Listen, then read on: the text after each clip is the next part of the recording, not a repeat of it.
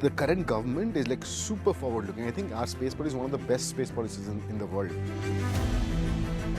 I think it's excellent just how much of a backing we have from Prime Minister Modi for the space sectors. Now we are completely capable of competing globally because policy is not the problem. Now it is up to the startups or the other companies to build out missions. He is able to go through it. Technology तो ठीक है, आम आदमी के लिए कैसे बना सकते हो? आपने एक नए क्षेत्र में साहस दिखाया है। सबसे बड़ी बात है कि आपने सरकार की बात पे भरोसा किया। मेरा एक मत रहा कि जो भी हम निर्णय करें हम उसमें कंसिस्टेंट रहे, हम बार बार उसमें बदलाव न करें, ताकि कोई भी रिस्क लेना चाहता है तो उसको भरोसा रहे कि भाई ठीक है, मेरी गलती के कारण कुछ गड़बड़ होगा तो ठीक है, लेकिन कोई मेरा हाथ नहीं छोड़ देगा। और ये विश्वास पैदा करने का हमारा प्रयास है। We're India's first space tech unicorn. With July 18th को हम भारत का पहला प्राइवेट रॉकेट सक्सेसफुली सैटेलाइट्स को इजेक्ट करके लॉन्च किया था। And this is just the beginning. Generally we say that just a warm up for Skyroot. अभी शुरुआत है एंड नेक्स्ट ईयर मिड तक हम एक लॉन्च पर मंथ हम कर रहे हैं। And also like thanks to you sir for opening up the sector. 3 factory बन चुका है, 1 रॉकेट पर मंथ का कैपेसिटी है already. And this is just the beginning. अभी फ्यूचर ड्रीम है कि 1 लॉन्च पर वीक करना है और सेवरल लॉन्चेस पर डे।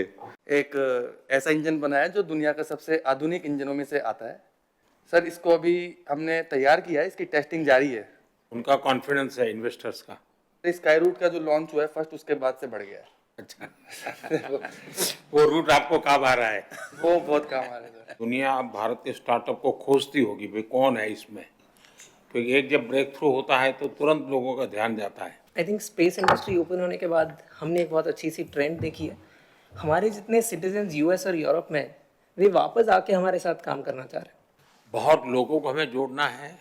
और जैसा मेहता ने कहा कि भी अब विदेश से लोग गए हुए वापस आ रहे हैं, मैं समझता हूँ कि हमें ऐसा एक ऑरा खड़ा कर देना चाहिए कि इस फील्ड में दुनिया भर के लोगों को एक जिंदगी बनानी है तो हिंदुस्तान जाओ, भारत की कोई स्टार्टअप से जुड़ जाओ, भारत की कोई स्पेस एजेंसी से जुड़ जाओ। मैं पक्का मानता हूँ जी, पूरा टैलेंट पूल जो है एक मैग्नेट की तरह आपके कारण हम खींच सकते हैं और वो हमारी एक बहुत बड़ी ताकत बन सकता है। हमारा विजन है कि नेक्स्ट 18 मंथ्स में हम ग्लोबल ग्राउंड स्टेशन नेटवर्क लगाना चाहते हैं। हम जो सैटेलाइट्स का इंजन होता है, जो सैटेलाइट को एक जगह से दूसरा जगह ले जाता है स्पेस में, 5 साल या 15 साल तक ले जाता है सैटेलाइट्स को, वो इंजन्स बनाते हैं सर। ग्लोबली बहुत अच्छा ट्रैक्शन मिला है। एंड ये भी आपका एफर्ट भी इसमें बहुत है सर कि इंडिया का कंपनीज अभी एक्सपोर्ट करने के लिए गवर्नमेंट का सपोर्ट है। कॉस्ट में हम बहुत कॉम्पिटिटिव है, टैलेंट में तो कोई प्रश्न ही नहीं उठता है, और रिस्क टेकिंग कैपेसिटी हमारे देश के लोगों की वैसे भी ज़्यादा होती है, और उसके कारण हम बहुत तेजी से अपनी जगह बना सकते हैं। This robotic spacecraft will go to space, physically capture the dead satellite and remove it from the orbit. We are the first Indian company working on that docking and refueling technologies with the vision of establishing a fuel station in space. मेरा नाम अंतरिक्ष है, my co-founder Monika is also here.